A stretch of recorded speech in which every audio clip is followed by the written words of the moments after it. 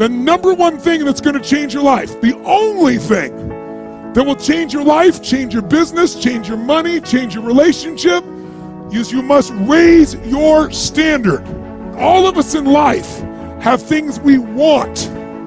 We don't get what we want. We get what we have to have. We all get what we tolerate. But when you're no longer willing to tolerate something, that's when your life changes. The difference in people is their standards, period. Everyone in the world has a list of things they think they should do. I should lose weight. I should work out. I should work harder. I should make more calls. I should. And then you know what? People don't do their shoulds and they get mad at themselves. What changes people is when your should becomes a must. And suddenly the thing you said should happen has to happen. That's when human beings change. It's like if you want to take the island, burn the boats. Because if there's no way to go back, it's amazing what happens when it's a must to do something versus a should. That's what makes human beings succeed. I believe that most human beings are only living at about 40% of their capability. So the mind has a governor. We have a factory, a nice governor in our brain, and it's a survival mechanism. It protects us from pain and suffering.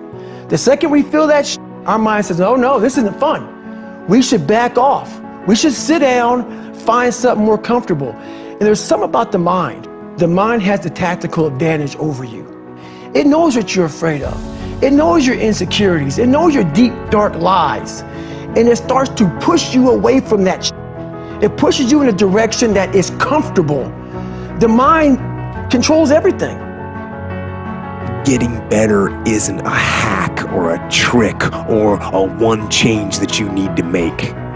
Getting better is a campaign. It's a campaign. It's a daily, a weekly, it's an hourly fight. An incessant fight that doesn't stop against weakness and against temptation and against laziness. It's a campaign of discipline. It's a campaign of hard work and dedication. It's waking up early and going to bed late and grinding out every second in between, every single day. So, you want to get better? You want to self-improve? Stop looking for a shortcut and go find your alarm clock. Find your discipline. And find your guts and your passion and your drive and find your will. And then you will find your freedom. So at 40% I'm feeling pain. That's where the 40% rule kicks in. Now it starts. My mind's saying all this to me. It's saying get out of here, run, flee. The fight or flight kicks in. Okay, we're done, we're not good enough. It starts telling you all these things. You start to believe it because the mind controls all. This is the time when you have to gain control back of your mind. It's okay, let me see if I can go 45%. And once you start giving yourself more and more hope and start realizing, okay, the mind starts to be, what are you doing? We're supposed to be going right and you're going left. You start then controlling your mind. Start finding more in yourself, and then it goes from 40% to a lot further than that. But that's the start of it though. Get to the spot where your mind is saying stop. Whatever that is, get there first, and then that's when that starts to work for you. You got to control yourself in that moment. Let me tell you a story. So a friend of mine and I, we went for a run in Central Park. The Roadrunners organization, on the weekends, they host races. And it's very common at the end of the race, they'll have a sponsor who will give away something, apples or bagels or something. And on this particular day, when we got to the end of the run, there were some free bagels. And they had picnic tables set up, and on one side was a group of volunteers. On the table were boxes of bagels, and on the other side was a long line of runners waiting to get their free bagel. So I said to my friend, let's get a bagel. And he looked at me and said, the line's too long.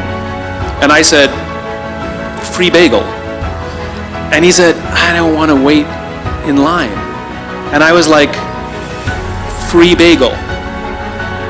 And he says, nah, it's too long. And that's when I realized that there's two ways to see the world. Some people see the thing that they want, and some people see the thing that prevents them from getting the thing that they want. I could only see the bagels. He could only see the line. And so I walked up to the line. I leaned in between two people, put my hand in the box, and pulled out 2 bagels. And no one got mad at me. Because the rule is, you can go after whatever you want. You just cannot deny anyone else to go after whatever they want. Now, I had to sacrifice choice. I didn't get to choose which bagel I got. I got whatever I pulled out, but I didn't have to wait in line. So the point is you don't have to wait in line. You don't have to do it the way everybody else has done it. You can do it your way. You can break the rules. You just can't get in the way of somebody else getting what they want. Your life doesn't end up in an accident. Your life is a series of actions that you initiate or don't initiate. And that your thoughts are going to control that roadmap.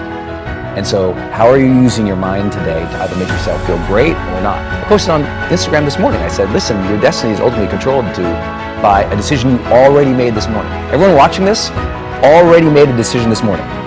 This morning, they made it a life-changing, huge decision this morning. And that is either I'm going to get up, enter the world with no intention, go through the motions to hopefully get by or survive, or I am going to get clear in this morning about what I want, what I'm going after, who I'm going to be, how I'm going to serve, and whether or not I'm going to be excellent and extraordinary or not. And the problem is most people never make that conscious decision.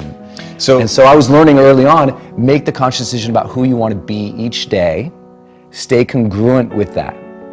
And that was, for me, a kid who was just going through the motions, all of a sudden going, oh, who do I want to be? What do I want my relationships to be like? That was really important. And then I started setting personal challenges every month. At the beginning of each month, I do this whole thing where I holistically evaluate my life on the first of every month.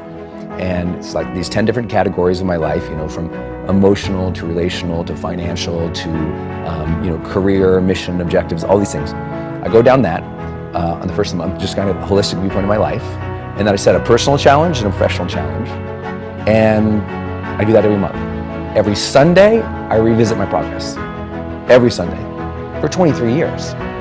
So it's not like I'm just, one day ended up in a happy life. It was like that a level of self-evaluation that most people avoid until their birthday or New Year's.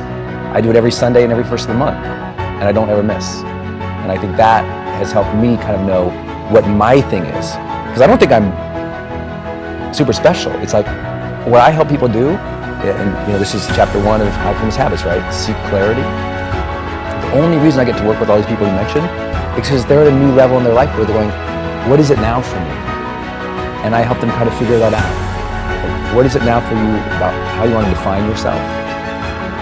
What types of relationships you want and how deep you want to go? What is it that you want to develop as skill sets? And what is the specific service you want to provide? And I just work them through that because I've been working through that myself.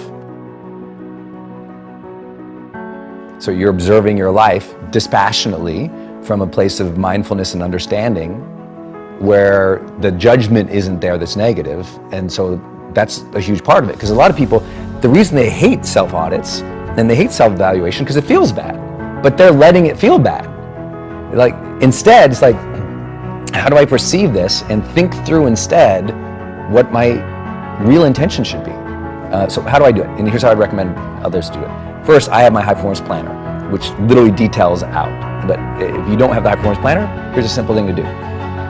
3 things I want you to do every day. First, I want you to write 10 prompts for the morning for yourself. 10 prompts. Those prompts for you might say, how can I be a great mother today? How can I show appreciation to someone on my team today? It might say, how do I care for my health today? It might say, 3 words I want to keep in mind all day. The message I have for myself today is this. The most difficult thing I'm going to face today would be this, and the best way my best self could overcome it is this. 2 big long-term projects to keep in mind are this, right? Those, write down 10 prompts. So the high performance planner begins in the morning. There's the 10 prompts that we know correlate with long-term success that we've measured. There they are. So I fill that out every morning. Second thing I want you to do, at the end of the night, 10 more prompts. What did I learn about myself today? What did I learn about other people today? Did I demonstrate my best today? Where did I not? Where did I get stuck? Where did I get frustrated? What negative thought did I have today that I don't need to have anymore? How did I treat people today? Did I move as swiftly towards my goals today? That type of thing. But the other piece about it is at night, I do the scorecard. So for me, it's the 6 habits of high performance now: clarity, energy, necessity, productivity, influence, and courage. And so there's the word clarity, and it says, was I very clear about exactly what I need to do today to move forward? Score 1 to 5. And so what you got to do, the third thing I want to do, build your scorecard for the end of the night. And your scorecard might say dad. Your scorecard might say leader. Your scorecard might say specific. What I've made it is habit driven. So it's generate energy. Did I generate the energy I needed today to deliver my best? Productivity. Did I avoid distraction today and only focus on the needle moving activities? The nice thing about self-awareness is the human brain has this incredible capacity for guilt. And most people unconsciously let that roll over them and kick their butt and make it a horrible life. I love guilt. Guilt is a tool. Guilt is a weapon. Guilt does not have to be a bad thing. It's not like I perpetuate, but I'm like, I love that I feel bad when I don't do a good job. Most people hate that about themselves. I love that feeling. I'm like, I didn't do a good job there. Next time I will. So some people, guilt is discouragement. Other people, it's a signal for learning. To me, guilt is a signal for learning. It is the body and the brain, the spirit, knowing what is right, knowing what is wrong, knowing what's great, knowing what's mediocre. And it's saying, hey, do a little better. Now, if it's translated into a negative impulse, then some people call it guilt. But I'm totally cool with guilt. I think it's good that we feel bad when we do something that is below our standard or that's not right, because that impulse to go, I want to do that better.